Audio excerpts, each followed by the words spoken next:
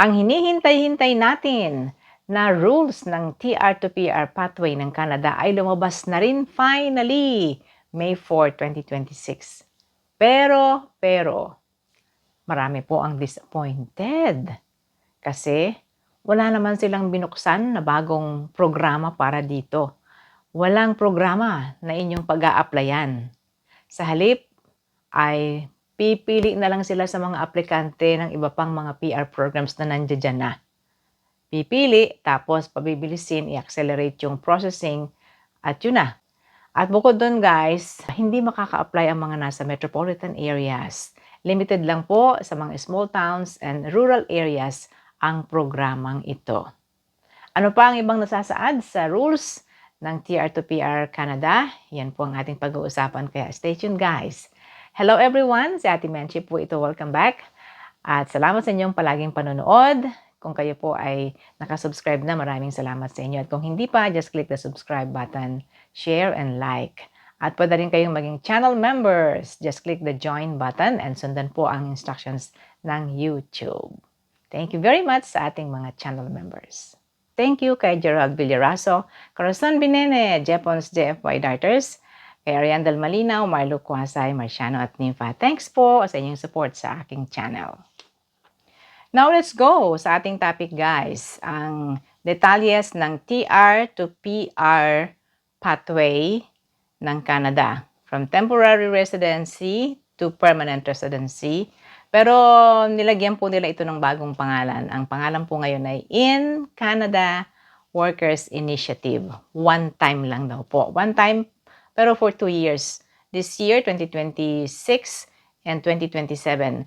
This year po ay, sangayon sa nasusulat yan sa rules, 20,000 kaagad ngayong taon 2026 ang kanilang bibigyan ng PR. And then next year, yung remaining na 13,000. So mas marami po this year.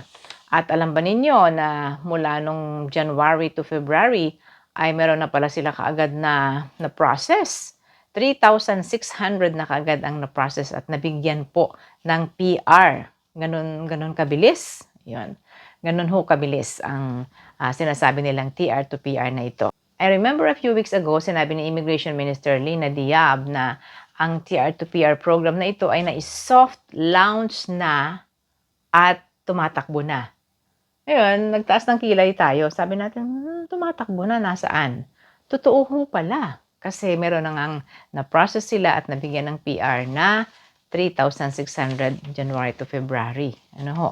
So, yung pala naman, ang mga nabigyan nila ng PR na ito ay pinili lang po nila doon sa mga qualified sa iba't ibang programa. Okay, hihimay-himayin ho natin ito, no? So, okay, ano ang mga importanteng points na nakasaad sa pinalabas na impormasyon ng Immigration Canada? Okay. Number 1, there is no new program. Wala po silang inilunsad na programa na inyong pag-a-applyan. Okay po.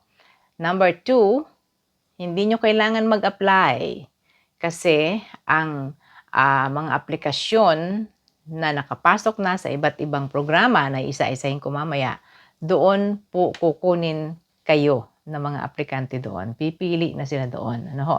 Kung kayo ay qualified. Another thing, this applies sa mga foreign workers sa smaller and rural areas, smaller towns and rural areas, mga malalayo. Ayan po ay yung mga outside the metropolitan areas, outside po ng CMA, Census Metropolitan Area.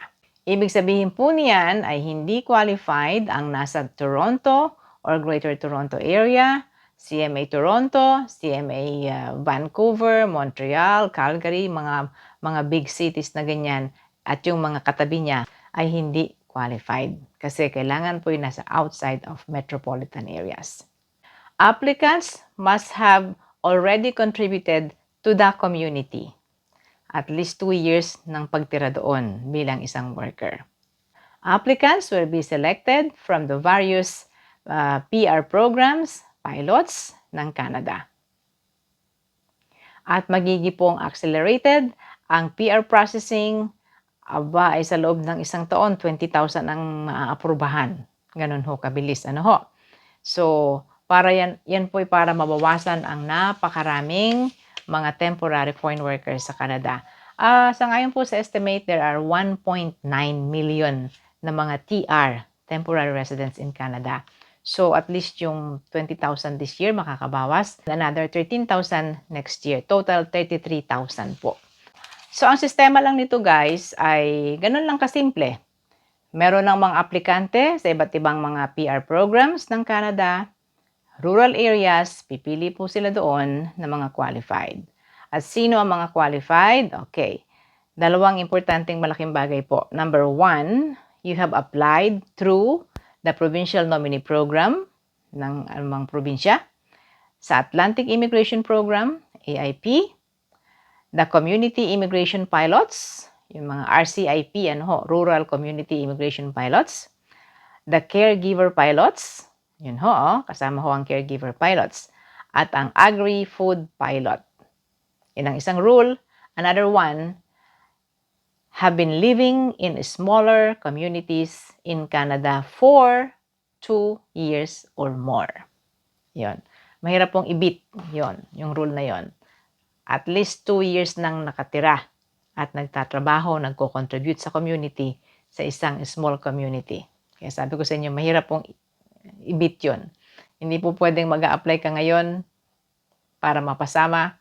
You need at least 2 years of residency in that particular community, isang maliit na community. Through this criteria, IRCC will grant permanent residence to applicants across a range of in-demand sectors in rural areas and communities with labor gaps.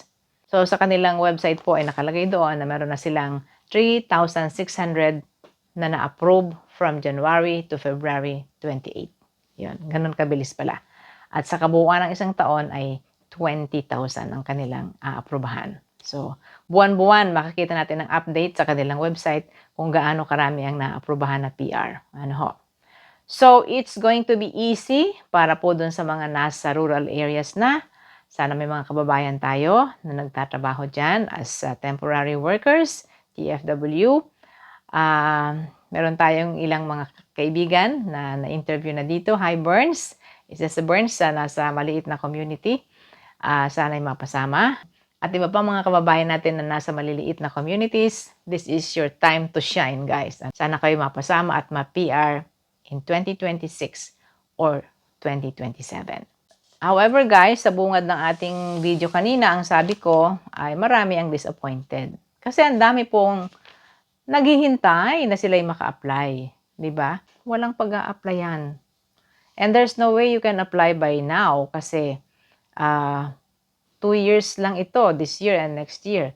By next year, hindi pa tapos yung 2 years nyo kung matatanggap man kayo kagad sa trabaho. Hindi pa tapos yung 2 years ninyo, tapos na yung programa. Ay, ang requirement po ay at least 2 years of residency or working in a community. Ang isang malaking disappointment dito guys ay kayong nandito sa mga metropolitan areas, mga workers natin na napakatagal na rin po naghihintay ng tsansang ma-PR. Akala natin ito na ang tsansang ma-PR kayo. Hindi po kasama ang mga metropolitan areas. Ako man po ay nag-expect na marami ang makaka-apply. Pero hindi pala. Wala palang makaka-apply dahil mga naka-apply na ang kanilang pipiliin. Which is also good para mabawasan po yung dami ng naka-apply na. Pero yun nga, nawalan po ng tsansa ang mga mag-a-apply pa lamang. But don't be hopeless guys kasi lagi namang may pag-asa. Alam ko yung iba sa inyo yung nakapaghanda na ng mga dokumento, mga papeles na gagamitin sa pag-a-apply. Just keep them ready kasi pwede ninyong gamitin din sa ibang PR program na magiging available para sa inyo. So sa ngayon, i-congratulate natin ang mga naaprubahan na po ang PR, 3,600 dyan. Sana yung mga kababayan tayong kasama dyan, mga Pilipino. Posibleng meron yan, posible. So congratulations na sa inyo. At sana ay marami pa pong mapasama yung mga nasa rural areas nating mga kababayan dyan. Good luck po sa inyo. So palagi guys mag-abang sa mga balita mula sa Immigration Canada. Lagi po silang may mga update. Go to their website. O di kaya po magbasa-basa kayo palagi dyan ng mga news release. Si Ate Menchi po ito. Thank you very much for watching. And thank you sa ating mga subscribers. Kung hindi pa kayo nakasubscribe, please click the subscribe button, like and share. At kung gusto nyong maging channel member at ma-shoutout ko rito every time, ay click the join button, guys. Ano po? At sundan po ang instructions ng YouTube.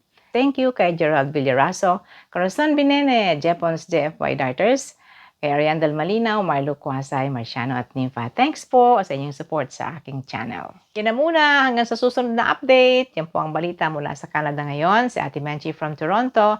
Thank you and see you again.